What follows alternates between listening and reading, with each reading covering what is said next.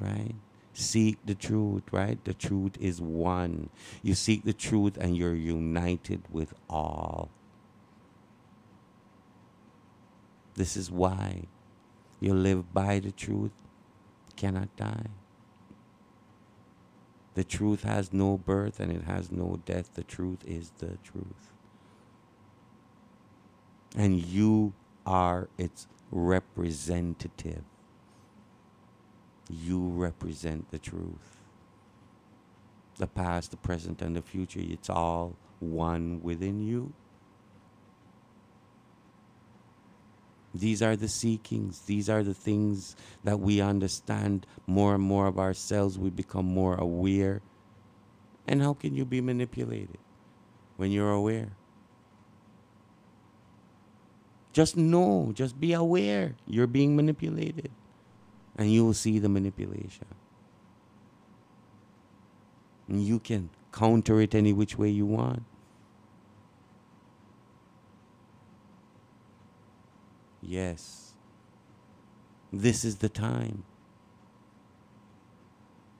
This is the time. We know this is the time because this is the time. We're together. We're conversing. We're teaching each other. We're bringing forth the ancient wisdom again as to what it pertained and how we live. And so we must be brave because what? There's going to be a fight.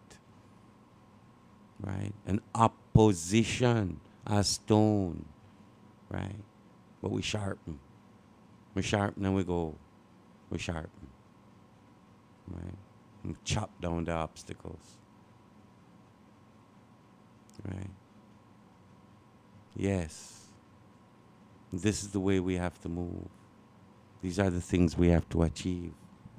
Right? They talk about the new millennium and new times and all this 2000 and stuff, but really, what is it? Do you see things differently? Are you more aware? Are things happening in your lives that you can't really explain? Is it the time now really where you're wondering about things, you're looking at things, you're saying, wait, this isn't right? Where maybe before you just kind of passed things off and things didn't really matter if they didn't affect you. You know, you pay your rent or your mortgage and you just go on and stuff. But, you know, these days you find yourself, you know, being a little bit more concerned. It's the time, eh? The cycles shift things. The cycles move things. Move understanding, knowledge, wisdom, right? We could say for the last little while, there hasn't been much wisdom. It's barbarism, right? Conquering and plundering, right? But everything must come. Everything must change, right? Because things are always changing. So this is why I say seek the truth today. What is the truth today?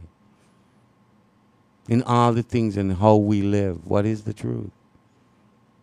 What is the Creator's truth today? Right? Right. The reality of a thing is its relation to the Creator. The reality of you is your relation to the Creator.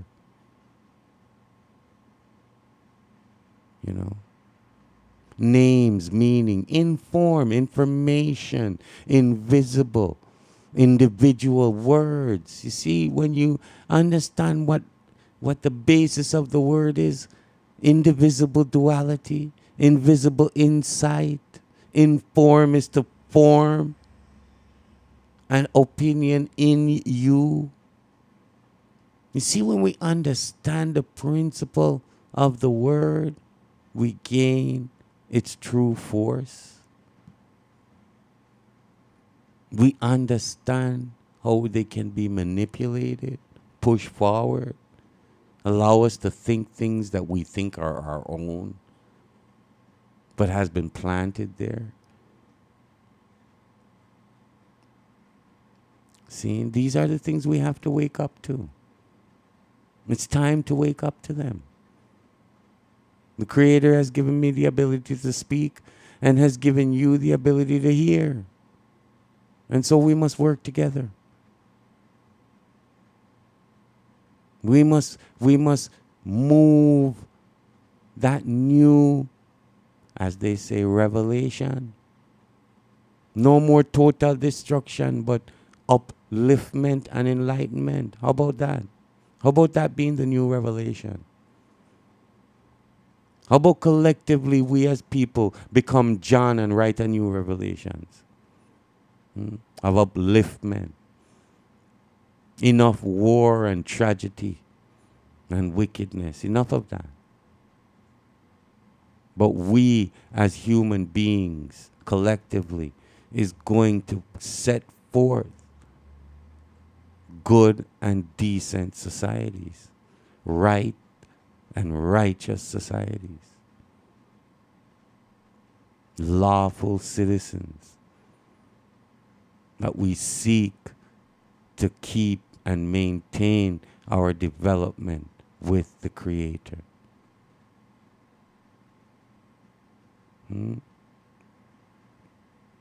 No more death and destruction. No more fear of it, right?